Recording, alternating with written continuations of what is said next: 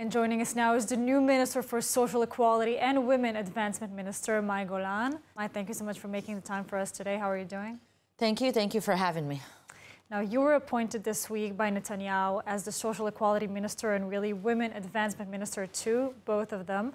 What can you tell us about your plans, your will to do in this role? And really, are you going to continue the issue of women advancement? Because I know how important this was for you. Yes, it was. And I'm grateful that you asked that because it was very important for me. When I just entered this office for women advancement, which was historically formed in the state of Israel for the first time in 75 years, I was so eager to do for women what hasn't been done for so many years. You have to understand, women are 51% of the entire population in Israel. And it was so important for me that women will be heard all over Israel, not just a sector of women in Israel. It was important for me that women from the south and the north, religious women, secular women, women that felt that they couldn't speak up and really get what they deserve and even dream to achieve what they deserve. So I will continue in this office, not just to help women around Israel, but to help all minorities to make their voice sound, just like I was a minority when I started out and really had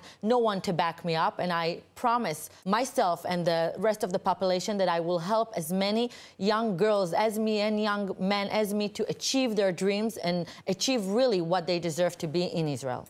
May, and I think that women in general, Israeli women, are going through really hard times right now. And in recent months, you led a campaign against women's and human rights organizations worldwide. Do you still think there's someone to rely on? Because, you know, we've been all super disappointed from what we heard in recent months, from what we saw in recent months. Do you think there's still someone we can say, okay, we can turn to? Well, unfortunately, and with a lot of pain, no, absolutely not.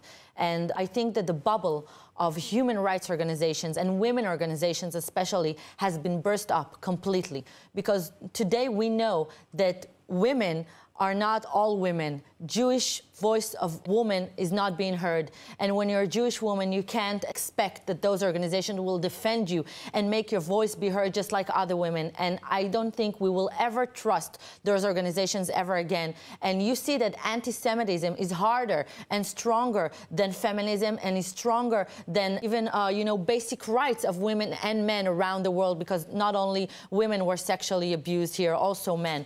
But more than anything, you see that anti-Semitism is rising around the world in places that we have never imagined. In the end of the day, universities that talk about democracy, that talk about human rights, and most of all, we see the UN, for example, that is forming an independent committee to have research about the sexual assaults that happen in Israel. This is unheard of. You will never ask any woman or man that have suffered such brutal sexual assault and rape for proof. I've been interviewing to the BBC and to other places, and they've been asking me for forensic evidence. This is unheard of. I don't know if to laugh or cry about it, but I can tell you that what I'm going to do with this new office is, first of all, make the voice of Jewish women being heard all around the world, but more than everything, I won't let them rest. And when I say that, I mean that I will face them with the hard evidence, with women that their organs were chopped, with women that were brutally raped and their bodies were completely mutilated, that they were hanged to trees after chopping their organs. This is what the anti-Semitic hypocrite organizations around the world will be faced every day until they will say, what happened here is a massacre to women, and it will be heard. Definitely. And during the campaign you led, did you receive any responses? I mean, anything they told you or nothing at all? I've turned to every, and I've listed them, every possible human rights and women rights organization around the world with letters, with emails, with videos. Nothing. Absolutely nothing. Even the head of the Red Cross committee, nothing.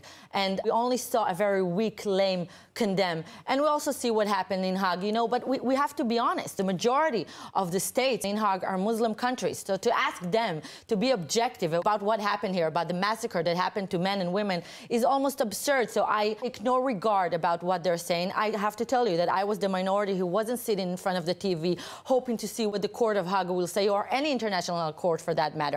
You can't expect Muslim dictatorships to tell us what to do in a real democracy.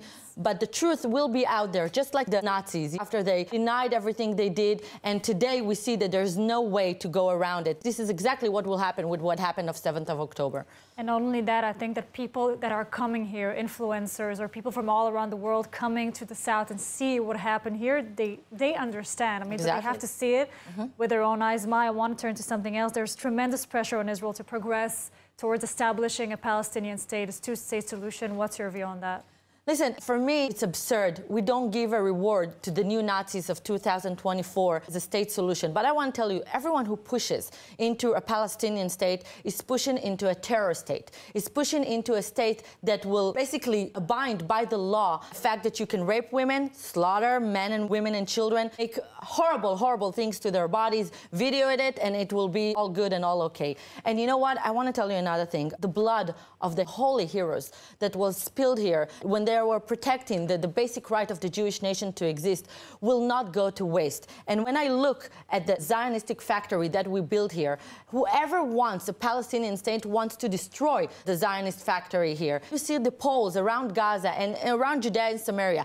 Over 75% of the residents there still support Hamas and still support the massacre that happened on 7th of October. So who exactly do we want to form a state to? And you know what? I want to tell you last thing. When I go to interviews around the world, and usually I talk about what happened to women, I take this picture with me, the picture of Shiri Bibas and her two babies. And I talk about her and I talk about other women that suffer there. But in regard to your question, I want to say that whoever wants a Palestinian state wants this, wants women to be kidnapped, wants children to be burned alive, wants men that were chopped with their organs and with their heads. This is what they want, and we cannot allow it. We cannot allow it. If anyone wants the Jewish state to remain, unlike, by the way, unlike dozens of Muslim states that we have, the dozens of African states, the only Jewish state that we have around the world, you can hardly see us on the map. If we want to maintain it, we have to keep away any absurd idea of a Palestinian state.